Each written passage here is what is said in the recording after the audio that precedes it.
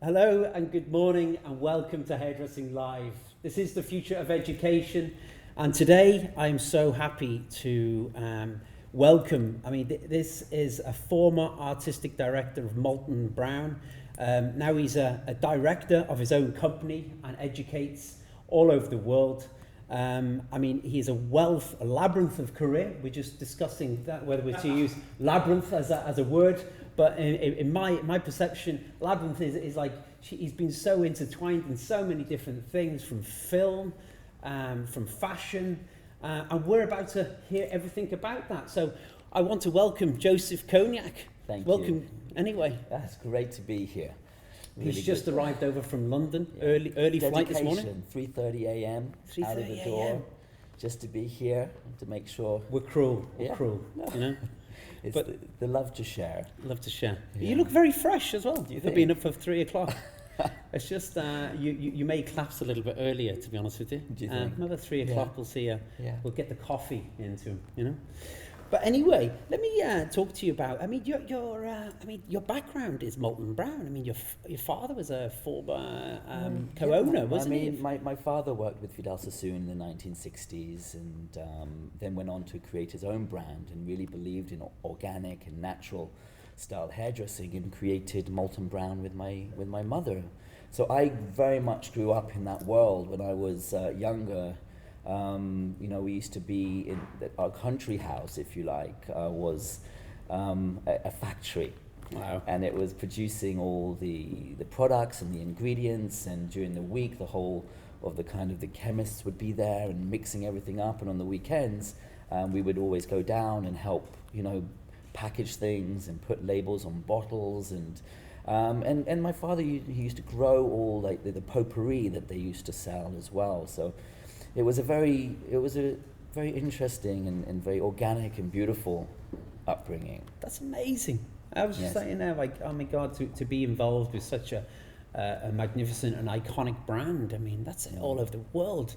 The first salon that you had, where was that positioned? So it was actually positioned in South Molton Street. And that's how the name originated, because my family's been in the fashion business, since I was born and beyond. Mm-hmm. My grandparents were the founders of a boutique designer shop called Brown's. Okay. And Brown's was one of the iconic fashion stores where my grandmother would go out and bring designers to the UK, and sort of people like Giorgio Armani and Calvin Klein and Donna Karan and Miss Sony, and iconic people when they were just starting out. Mm-hmm.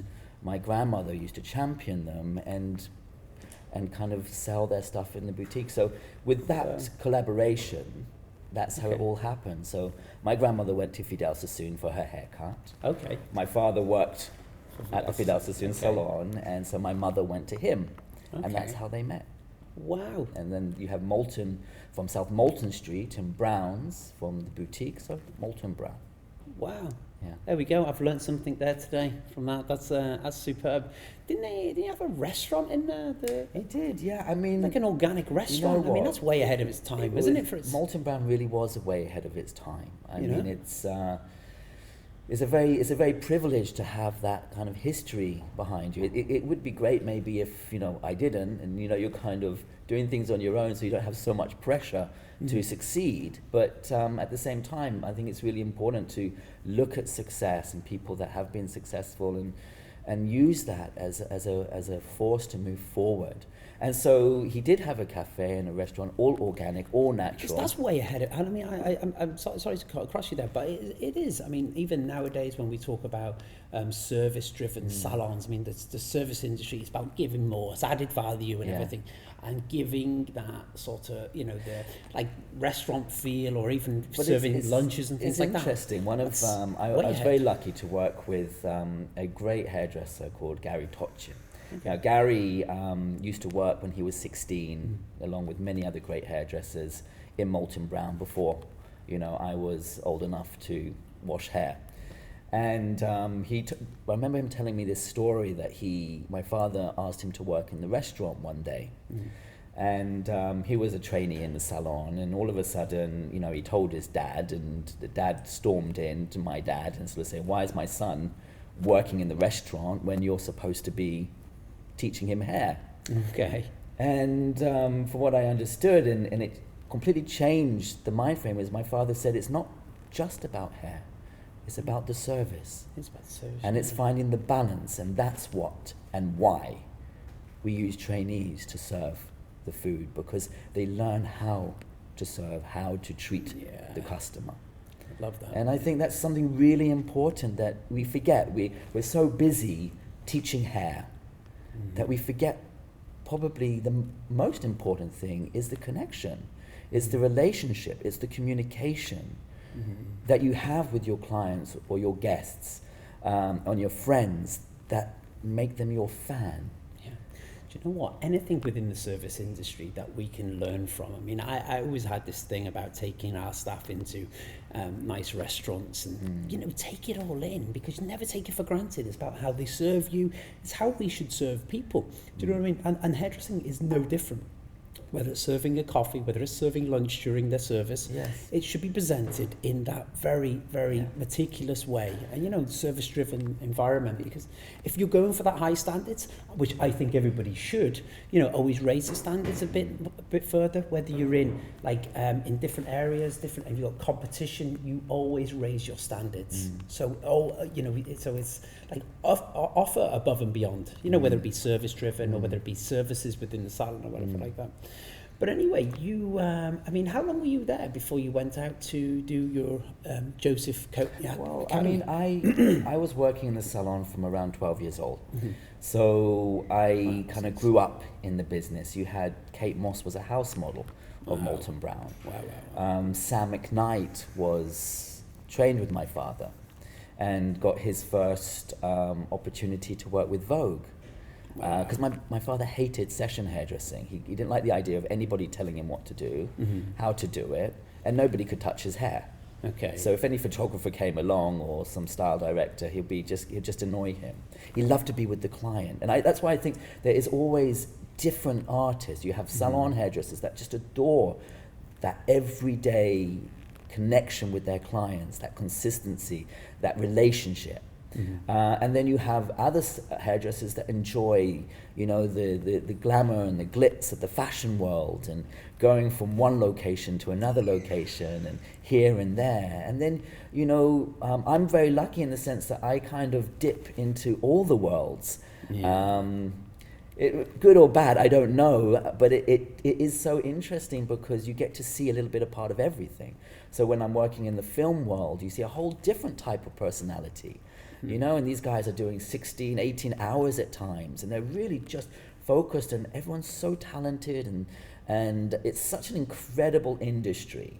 And I think people really underestimate how important the hairdresser is, because the hairdresser is making the world beautiful, one person at a time. I totally agree. I mean, we are fashion creators, fashion creators, hair creators, fashion interpreters. I meant to say, where we interpret what's going on in fashion, and we, with something so little, we can do so much. We can create eras and things like that. I mean, we can create Edwardian hair, we can create 60s hair, we can create, so something so little, we can create so much and create feeling, you know, confidence. There's so much that we can do. But you mentioned there a few moments ago, which I don't want to breeze past, which is Sam McKnight. I mean, obviously a legend within the industry. And you were lucky enough to work with him and assist him on many shows, which I'm just going to mention there now. Joseph has worked on many fashion shows, including Vivienne Westwood, Giorgio Armani, Stella McCartney, Tom Ford, Paul Smith, and many more. Tell me a little bit about that. What's that like backstage? It can be mayhem backstage. Having designed my own shows and also appreciating working, you know, under Sam's in Sam's team, it's a wonderful. I mean, I was very lucky. I was introduced to working with Sam when I was around 18, 19 years old, and I have to confess, it was very much more my calling than being in the salon.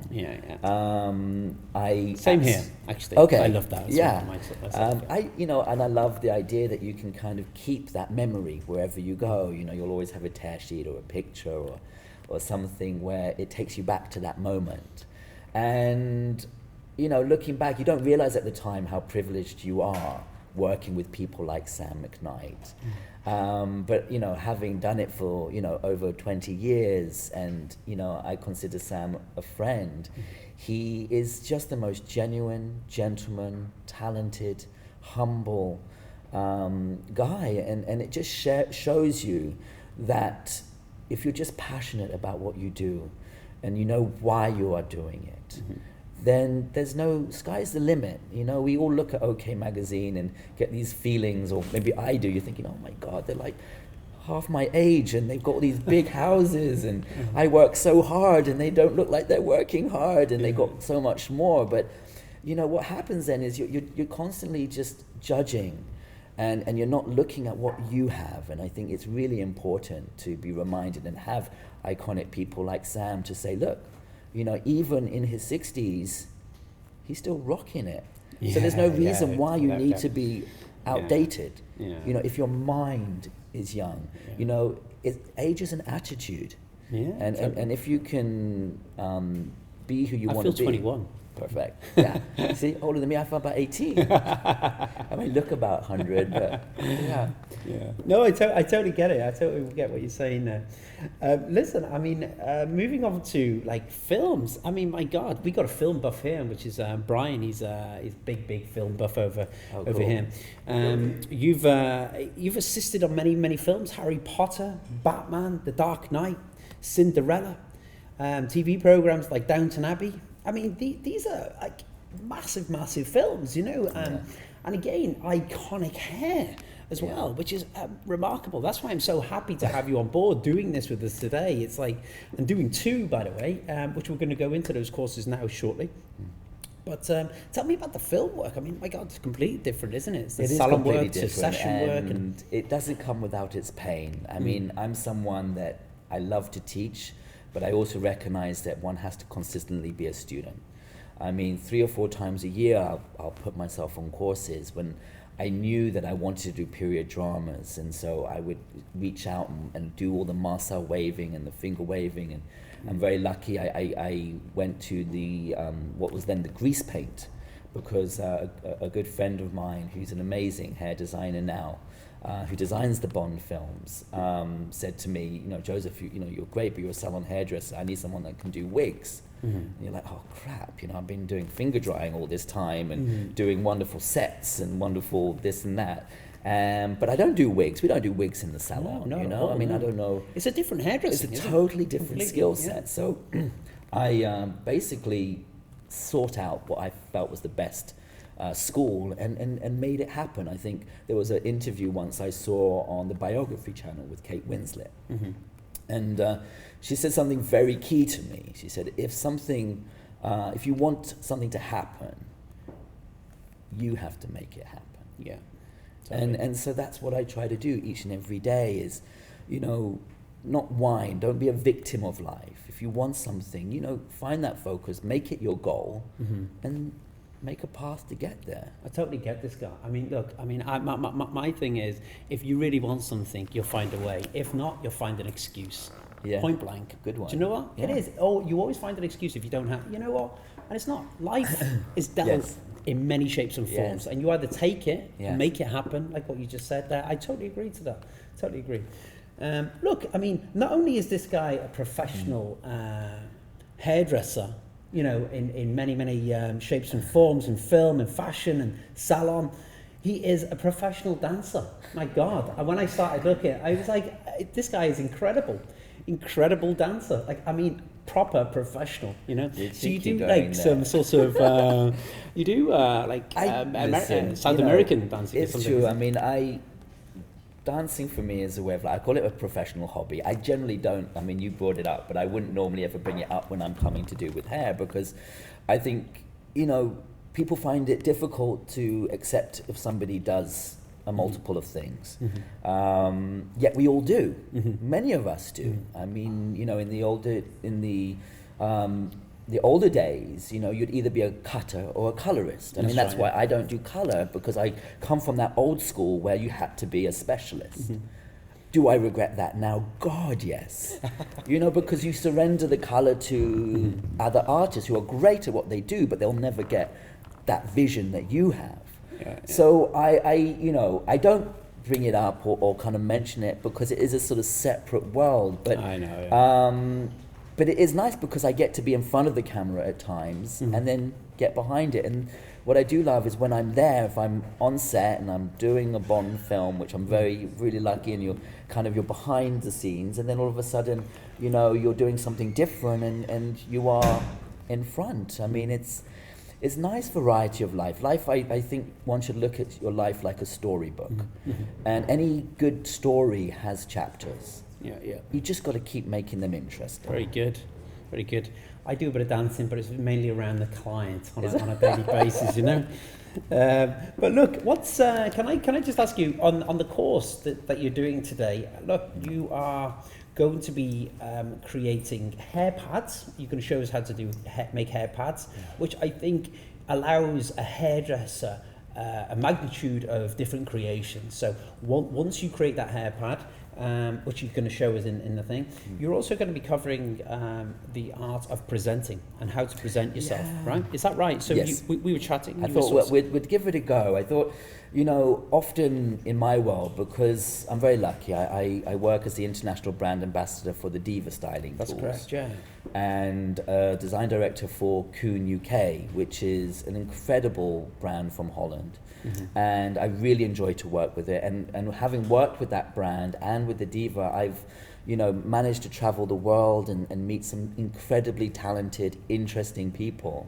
And so today is really an inspiration from a Moldovan hairdresser that I worked with, and I had the privilege. I went to Moldova just to take part in her course as well. It was we met because I was doing a show in Romania for about 1,500 people on stage. And naturally, one of my questions before I ever go to an event is, will there be any other hairdressers presenting? So I know the kind of work that they are doing. And Victoria was one of the artists that was presenting. And when I looked at her work, it just blew me away. I thought it was beautiful. It's very different to what we do here in the UK or in the sort of Western world, where we kind of make it very organic, you know, raw and organic and natural and sexy. And I love that sort of hairdressing, but it kind of, they create it to a different level. It's almost like a sculpture. Yeah. And I just thought it would be really interesting to share one of the tricks that she shared with me to create a sort of a netted rose, if you like, with a kind of a modern flavour. Yeah, do you know what? I mean, when we were chatting initially about what we were going to do on the course and things, you know, I mean, it is session, but it's crossover as well. I mean, a lot of the techniques can be used in bridal, which I think is amazing. I think the talent behind this you can use in, you know, creating either very, very sort of polished, contrived, sort of, you know, unique looking shapes, or you can make them a bit more sort of urban. You can make them a little bit more sort of less dressed. So you can use the technique but adapt them very, very, you know, to create that sort of unfinished, if you like, hairdo, right, which is basically more session work, which I think is really, really good. The second one you're going to do with us as well, because we've just been chatting, Joseph's going to be doing a second course with us as well. You're going to be covering a ponytail, but not just any ponytail. Do you want to tell us about what you're going to do? Recently I designed the hair for the White Gallery, which was for the most high-end wedding designers. I love wedding work. I'm very lucky. I sort of designed the National Wedding Show for several years, and I designed the White Gallery, which is a prestigious designer wedding show. And for one of the looks was for the international and the British talent. And it kind of consists of a very, very long ponytail that we use in extension and decorate it with crystals that a good friend of mine from South Africa that I'm going to do a course later this year.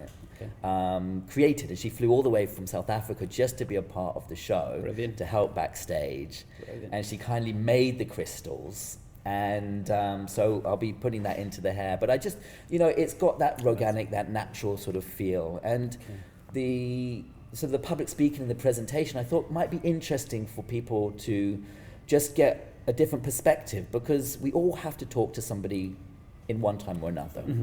Whether it's to one person, 5 people, 10 people, 100 or 1,000, it can be very nerve-wracking. And one tends to get butterflies.